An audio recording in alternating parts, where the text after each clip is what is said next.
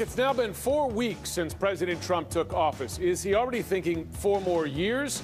The lead starts right now. 1 month into his presidency, President Trump holds what can only be described as a campaign rally as his new pick for national security advisor bows out. Moscow mockery. The Kremlin saying it had better things to do than watch President Trump's news conference as a Russian senator publicly mocked the different messages coming from different members of the Trump administration. Plus, he's worth a fortune, and it turns out that protecting the president and the first family costs a fortune as well. With Mr. Trump jetting off to Florida again today, why it's more expensive than ever to keep him safe. Welcome to The Lead. I'm Jim Sciutto, in again for Jake Tapper, and we begin with the politics lead. And you better watch out, Lion Ted and Crooked Hillary and Low Energy Jeb. Candidate Trump is back. After a week that cost him his national security advisor and a cabinet nominee, President Trump hit the road again today, making an appearance first at a Boeing plant in South Carolina, which he will follow up with a campaign rally. That's right, a campaign rally in Florida tomorrow. All this as the help wanted signs continue to hang outside the Oval Office after the president's pick to replace Michael Flynn, that is Vice Admiral Robert Harward, turned down the offer. And questions continue to swirl about the Trump campaign's connections to Russia.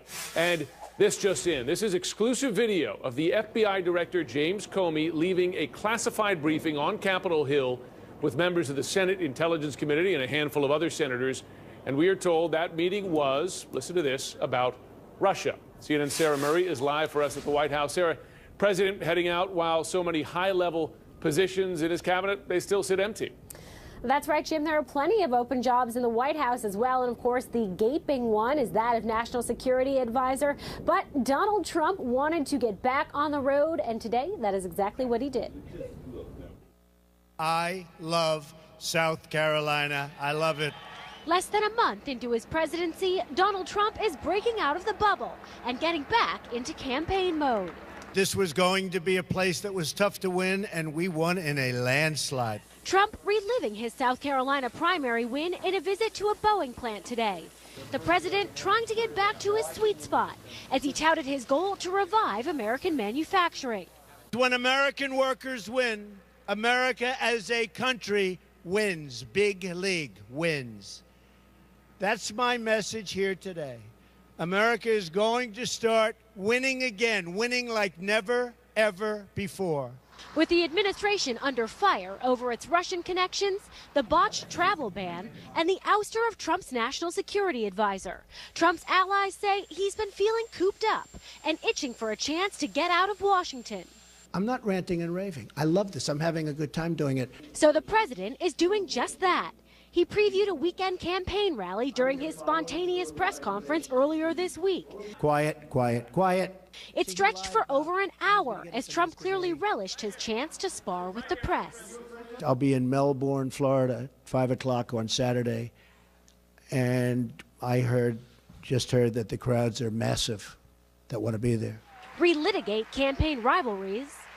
Does anybody really think that Hillary Clinton would be tougher on Russia than Donald Trump? And make his case to the American public that the strife in the White House has been overblown. We have made incredible progress. I don't think there's ever been a president elected who in this short period of time has done what we've done.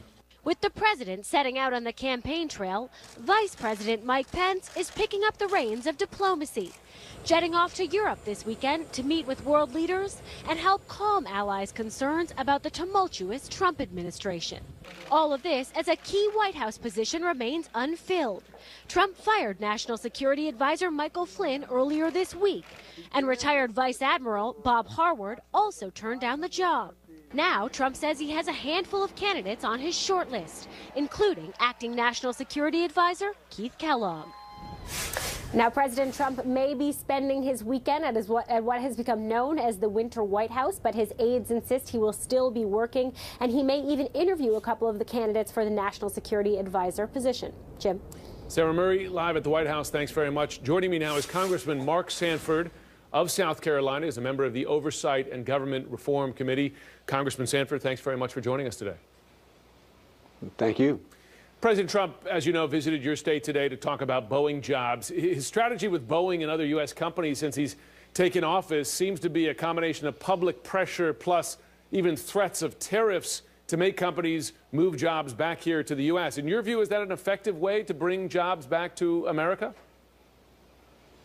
No, I think it's counterproductive. I think that a company like Boeing, where he visited earlier today, and it's right here in my district, you know, they have an amazing export business. If you think about BMW, they do an amazing job of exporting the cars that they produce around the world. And so I think that it's imperative that we keep trade barriers down and world trade up and going. I mean, the Smoot-Hawley tariffs are a testament to how disastrous tariffs can be. So I think it's wrong, and I think this notion of twittering companies to death, of frightening them, is not the way in which you attract jobs or capital here in the country.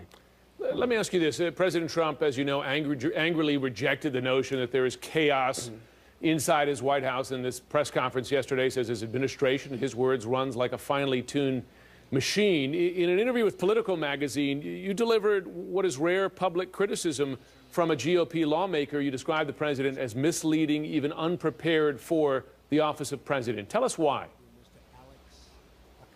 I don't know what that reference was, and I don't know what I was referring to there, because, you know, you take a page worth of stuff and boil it down to a phrase. I'm not sure what was before or after, but I guess what I was getting at was I think that some of the bluster and some of the hyperbole is distracting. I mean, we have a republic that's ultimately based on reason, this idea of comparing ideas back and forth, and people may have different perspectives from the left or the right, from Republicans, from Democrats.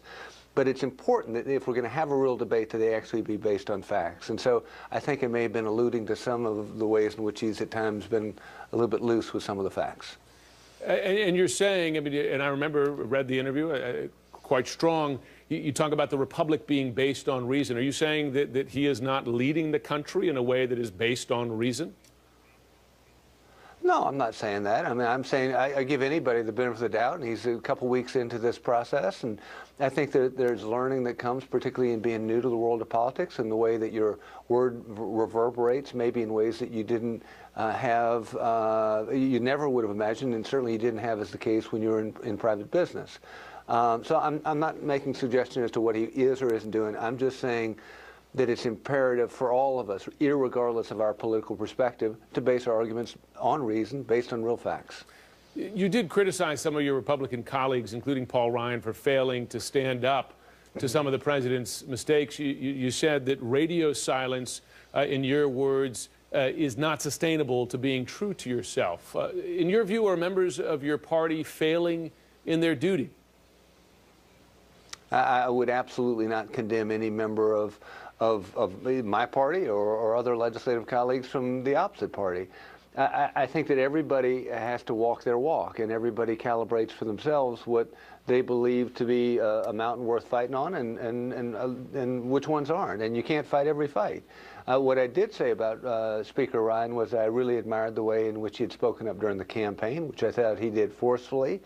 And there's been a bit of reserve since the president's come in place, but I think that that's the deference due any new administration over what is normally something of a honeymoon period, and hadn't exactly been that for President Trump here over the last 3 weeks. Well, let's talk, if we can, about Jason Chaffetz. He is, as you know, the Republican head of the Oversight Committee, of which you're a member. He is now seeking new charges related to Hillary Clinton's emails. He's seeking an investigation into leaks of classified intelligence. Let me ask you this. Do you think the committee should also be investigating evidence of Trump advisors' contacts with Russia during the campaign? It's CNN's own reporting that there were repeated contacts, constant communications, officials described it to us, between senior members of the Trump campaign with Russian officials and other Russians known to U.S. intelligence. Should that be investigated? It absolutely should. The question is how. I think that what's taking place over on the Senate side makes a lot of sense. I don't think that, I don't know if she's a junior or senior senator from California, but I don't think that, you know, she would, as a Democrat, be espousing what they've laid out on the Senate side in terms of intelligence beginning to route this. I guess Burr is actually head of the committee on the Senate side.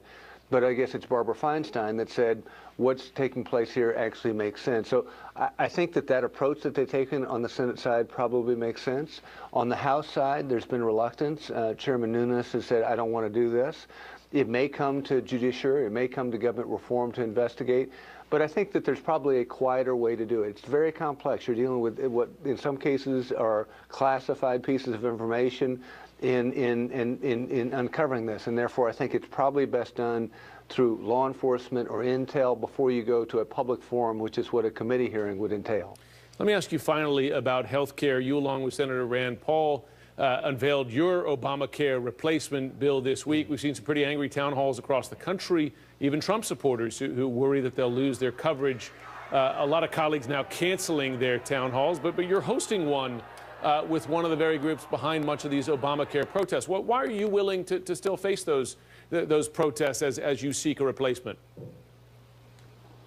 Well, we had one last Saturday, and it went fine. And, you know, this group, Indivisible, which is sort of a grassroots group, more from the left than from the right, certainly. But you know, they've got a viewpoint, and I think that viewpoint needs to be heard.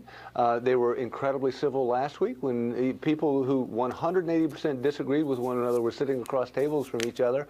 We're going to try it again this Saturday, and we've consistently tried to look for ways of hearing other people's viewpoints. I think that, I mean, it's the squeaky wheels that get grease in the world of politics.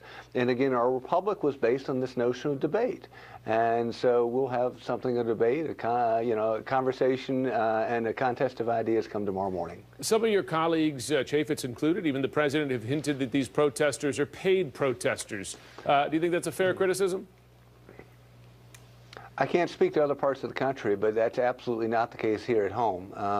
And again, I would commend folks. Maybe it's the spirit of Charleston. You know, we had a real tragedy here a while ago at Mother Emanuel AME Church, and in its wake, people forgave one another. There's an image up on the wall of my office in Washington that still gives me goosebumps, where hands are holding each other, black, white, a sea of different hands holding each other, American flag in the background, and Charleston Harbor behind that. And so, you know, maybe it's something in the water here in Charleston. I don't know what it is, but I've seen no suggestion that they're paid protesters. It's just people with a strong idea, at times 180 degrees different than mine, but a voice that needs to be heard. Well, good for you for taking those questions. Congressman Sanford, thanks very much. Yes, sir. Thank you. The newest member of President Trump's administration, now the head of a department where many employees fiercely opposed his nomination. We have that story right after this.